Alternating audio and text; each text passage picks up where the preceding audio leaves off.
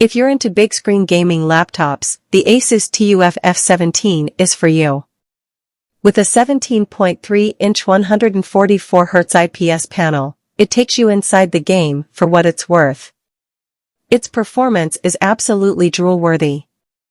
With an 11th Gen Core i7 processor that can handle multiple processes within its wider bandwidth and thread gamut, you should expect your games to run as smoothly as they can. The GeForce RTX 3050 Ti takes things multiple steps further because it has the power to run 971 from the top 1000 graphics-intensive games with minimal lag.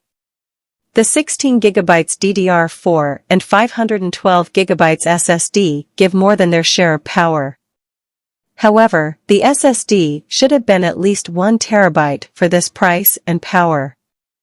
Still, it can run Call of Duty Cold War at 90 frames per second with these specs even if you don't consider the upgrade. Other AAA titles run smoothly as well. But the moment you play further high-demanding games like Dying Light 2, Red Dead Redemption 2, CS, GO, Call of Duty, the FPS drop to 40 on 1440p. To increase it, you'd have to reduce the resolution.